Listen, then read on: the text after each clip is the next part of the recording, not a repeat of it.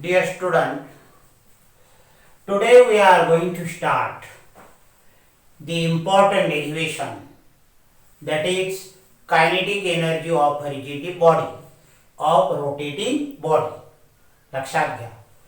मग आता आपण हे डेरिव्हेशन घेणार आहोत. त्यासाठी आपण एक consider rigid body which has mass capital M and rotating about an axis of rotation which passes through point O.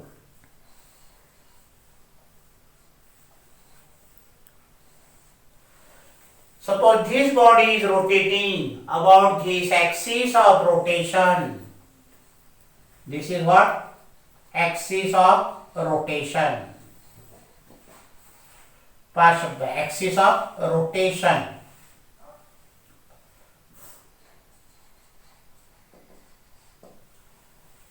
With constant angular velocity omega. So this is, we have considered one rigid body which has capital M, total mass of body. Total mass of body. ठीक है. Now this body consists of number of particles, many particles. Suppose this body consists of many particles M1. Suppose this particle is M2. This particle is Mn. Nth particle consists of many particles, and these particles are at perpendicular distances, that is different perpendicular distances from axis of rotation. Suppose this particle is M1, perpendicular distance is suppose R1. The particle of M2 is R2 and particle of Mn is Rn. This is what? Perpendicular distance of particle, each particle from the axis of rotation. When this body rotates with constant angular velocity, all the particle moves in circle. सगळे particle कसे फिरणार मुलांनो? Circle मध्ये फिरणार असे. Okay. आणि मी तुम्हाला कालच्या लेक्चरमध्ये कालच्या लेक्चरमध्ये सांगितलं होतं की linear speed of each particle is different. The particle of M1 is V1. The particle of M2 is V2. Particle of Mn is Vn. Linear speed of each particle is different. Why? Because the perpendicular distance is different. Okay? मग आपण काय इथे काय लिहिणार तुम्ही? Consider rigid body having total mass M, rotating with constant angular velocity omega about an axis of rotation. Omega, angular velocity of body, rigid body. Therefore, all the particle also moves with constant angular velocity omega. दुसरं वाक्य काय लिहिणार? Let there are n particles which have masses m1, m2 up to mn. The body consists of n particles having masses m1, m2 up to mn, and which are at perpendicular distances,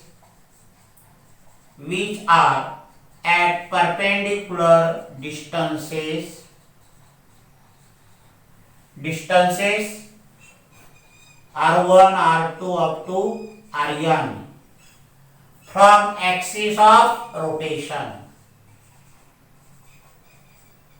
From axis of rotation. मुलांनी ही body किती पार्टिकलची बनलेली n, प्रत्येकाचं मास different आणि सर्व particle किती distance नुसार आहे r1 r2 and rn हे लिहिलं आपण.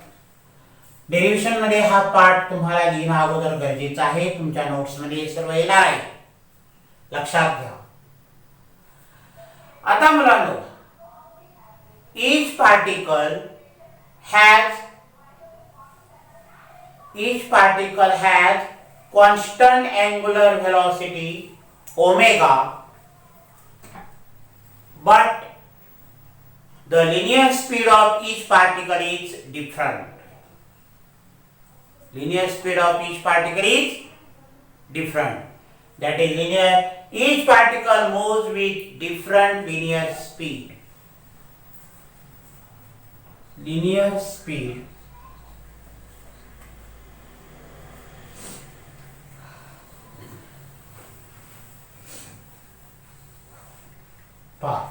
linear speed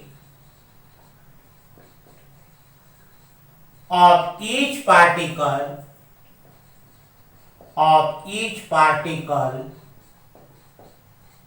is different. Why? V is equal to r omega. Omega is constant, but r is different. Perpendicular distance is different. Therefore, linear speed of each particle is different. मग आपण प्रत्येक पार्टिकलचं linear speed इथे लिहू शकतो. Given bye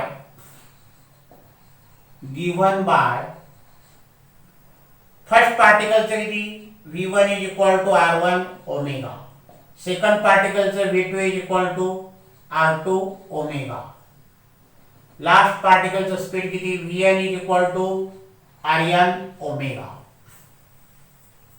बरोबर. ज्या पार्टिकलचं मास m1 आहे इथे त्याचं लिनियर स्पीड एवढं v1 v2 v3 लक्षात घ्या. vn प्रत्येकाचं लिनियर स्पीड काढलं. आता आपल्याला लिनियर स्पीड माहित झालं म्हणून प्रत्येकाची आपण कायनेटिक एनर्जी काढू शकतो. लक्षात. Therefore, translational kinetic energy of each particle is given by, therefore, translational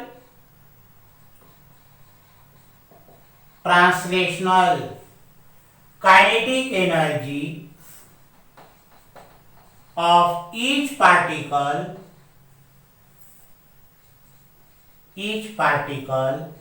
is given by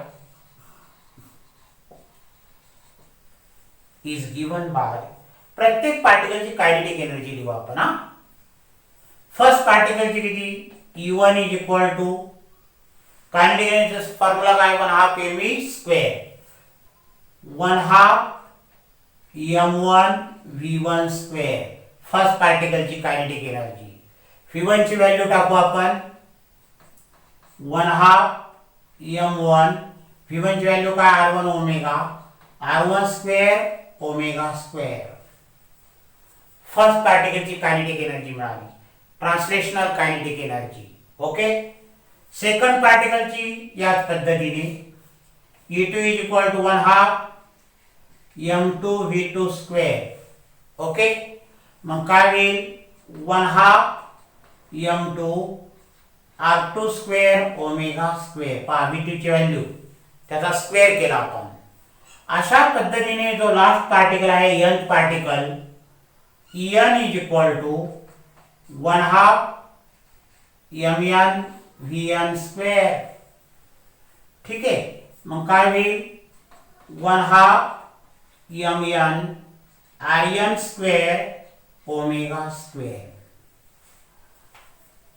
लक्षात येते. एकदम सोपं डेरिव्हेशन आहे मुलांनो. आपण काय केलं, प्रत्येक पार्टिकलचं लिनियर स्पीड काढलं आणि त्यावरून प्रत्येक पार्टिकलची कायनेटिक एनर्जी काढली. मग आता या सर्व ट्रान्सलेशनल कायनेटिक एनर्जीची बेरीज केली, प्रत्येक पार्टिकलची कायनेटिक एनर्जीची बेरीज केली का आपल्याला काय मिळेल, rotational kinetic energy of this rotating body. So the total rotation rotational kinetic energy of this body. Therefore, rotational kinetic energy of body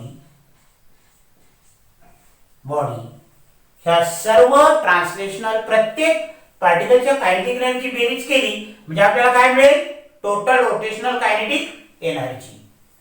E rotational is equal to प्रत्येकाची काय करायची सम सर्वांची E1 plus E2 plus up to काय En. ठीक आहे.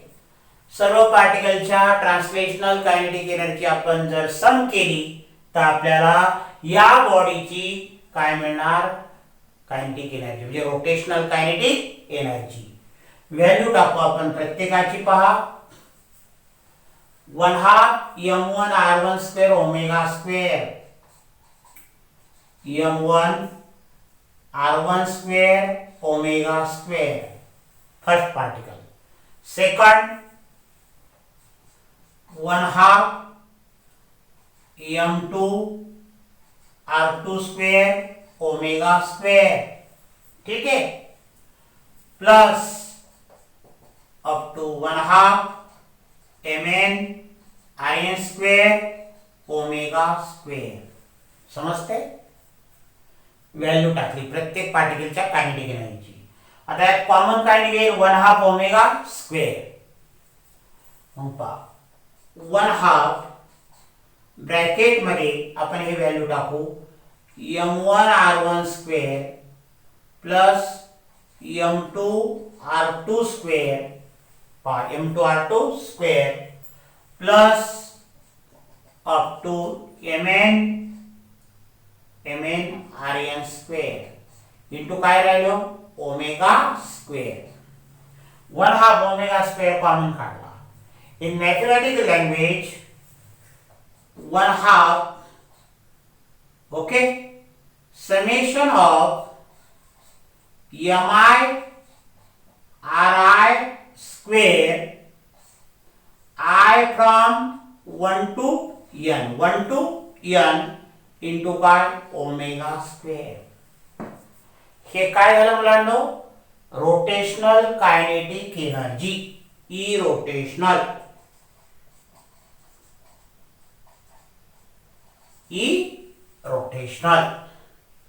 समजते का. E rotational. आता मुलांनो तुम्ही ही जी ब्रॅकेट मध्ये टर्म आहे ही आलेली ह्या इक्वेशनची जर ट्रान्सलेशनल कायनेटिक एनर्जी बरोबर कंपॅरिझन केली तर काय होईल 1/2 mv square that is mass is analogous to moment of inertia. म्हणून ही टर्म काय येईल I moment of inertia. लक्षात घ्या. मग काय होईल comparing this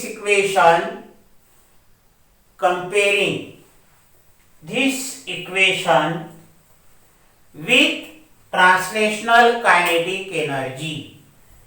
मग पहा इथपर्यंत समजलं. Part derivation. We have considered rigid body, okay, which has total mass capital M and rotating with constant angular speed omega. Linear speed of each particle is different. ते काढलं. त्यावरून प्रत्येकाची काय काढली ट्रान्सलेशनल कायनेटिक एनर्जी आणि सर्वांची बेरीज केल्यानंतर आपल्याला ई रोटेशनलचा हा फॉर्म्युला मिळाला. आता याची कंपॅरिझन आपण ट्रान्सलेशनल कायनेटिक एनर्जी बरोबर केली म्हणजे 1/2 mv स्क्वेअर बरोबर केली. Then this term becomes in analogous with mass and it is called moment of inertia. लक्षात घ्या I. मुलांनो आता पहा बरं का थोडं डेरिवेशन पुढे राहिले. comparing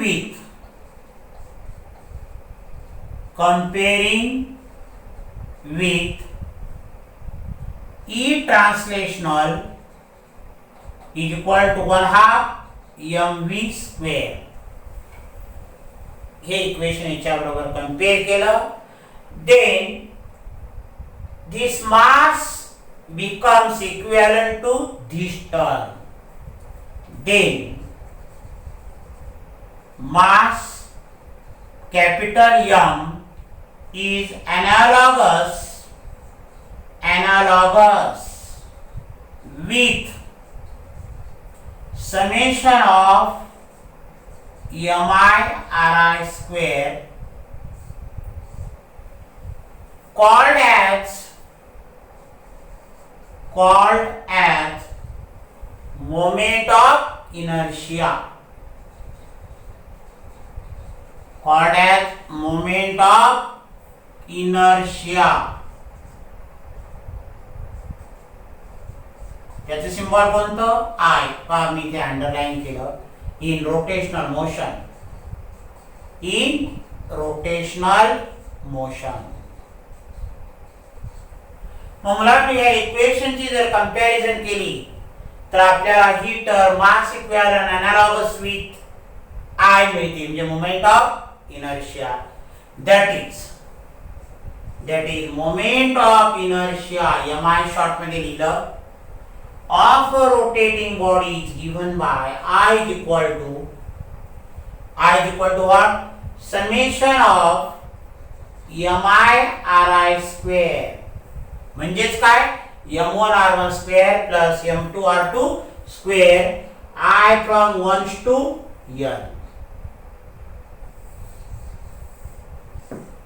ओके, यालाच काय म्हणतात? Moment of inertia. आणि मग मुलांनो आपण ह्या टर्म बद्दल काय टाकायचं? I. मग substituting in above equation we get. आता इथे असं लिहिणार आपण,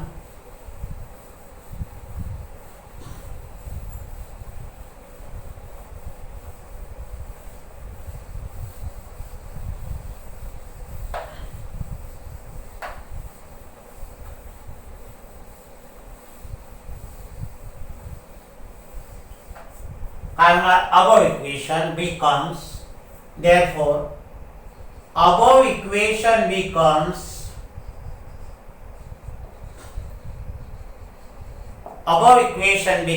पहा E रोटेशनल म्हणजे rotational kinetic energy is equal to 1/2 I omega square. हे झालं मुलांनो formula for kinetic energy of a rotating body. कोणता? 1/2 I ओमेगा स्क्वेअर. आणि मग आपल्याला या ठिकाणी I ची व्हॅल्यू काय मिळाली? Summation of mi square I from 1 to n, and this term is called moment of inertia. मग आपल्याला ह्या पॉइंटचा अभ्यास करायचा आहे, moment of inertia. Moment of inertia I. मग I फॉर्म्युला काय आहे? फॉर्म्युला